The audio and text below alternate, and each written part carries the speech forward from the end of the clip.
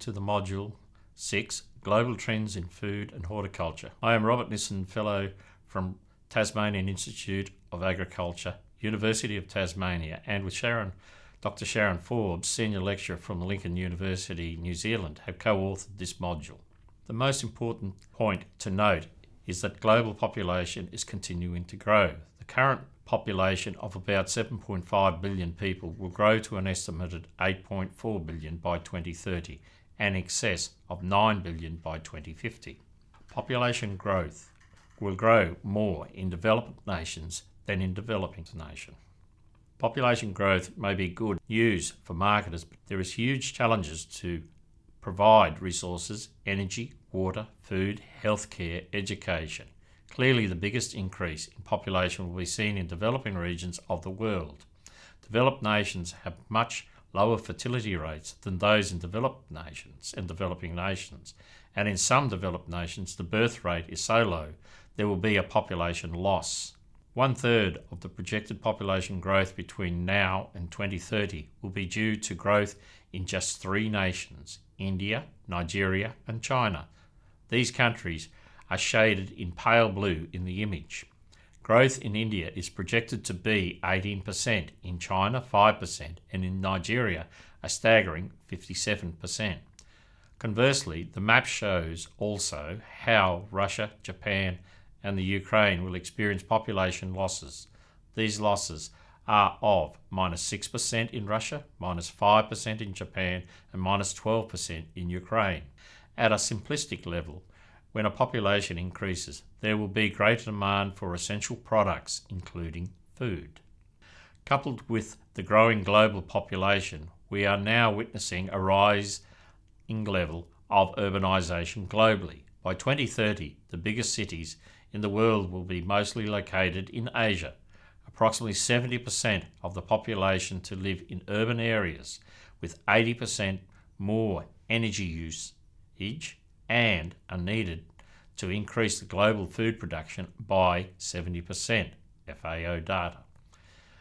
Urban dwellers typically have higher income levels than their rural counterparts, and thus these megacities are attractive target markets. As people move to the cities have to physically expand in area. Fewer people remain living in and dwelling in rural areas, and thus these nations become less and less capable of producing their own food supply. There will also be an increasing demand on land to product, and not only for food for humans, but also animal feed and biofuels. As you can see in this depiction, despite the growing demand for food, the amount of arable land available to produce is declining. This is in part at least due to the urbanisation trend that we have just discussed, as well as other issues such as water scarcity, climate change and salinisation of land. Distribution strategies are also going to become increasingly important in the future, as the world will have to try to get food from where it grows in abundance to where it does not. The right-hand table provides an indication of possible food security issues for China and India in the future. The FAO states agriculture in the 21st century faces multiple challenges. It has to produce more food and fibre to feed a growing population with a smaller rural labour force, more feedstocks for a potentially huge bioenergy market, contribute to overall development in the many agricultural dependent developing countries, adopt more efficient and sustainable production methods and adapt to climate change. In Asia, for example, a change will occur with approximately 83.7% of the population moving into the middle class wealth. For example, per capita consumption of major food items will increase. China's population consumption of meat, fish, poultry and fruit and vegetables is increasing dramatically. Lower population growth and low consumption growth in developed nations has led to retailers expanding globally, particularly into developing nations.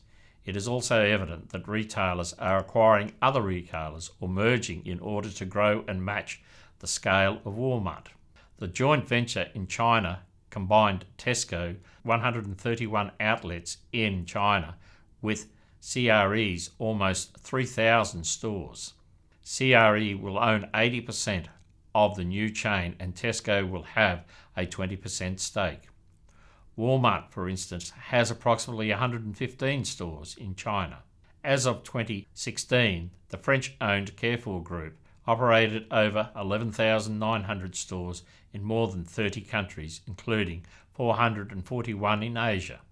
This globalisation, plus acquisitions and mergers, is resulting in a supermarket retailer industry of fewer but larger businesses. More power in the supply chain will reside with the retailer, and this could be another issue that producers will have to face. For example, Asia average net share of the world food in 2014 for cereals was 9%, sugars 10.4%, meat and seafood and milk products 4%, and is increasing as their wealth increases. There are several key take-home messages. The world population is increasing and that more and more people are living in large urban areas. This population growth means that the global demand for food will increase. This could be good news for producers, but can the demand be met? A number of issues will impact on this demand. Availability of producers to meet the demand, less arable land available, water scarcity, and impacts of climate. We are also witnessing a period of globalisation in the food retailing sector, leading to the formation of smaller number of very large global supermarket chains who will hold more and more power in the food supply chain. Thank you.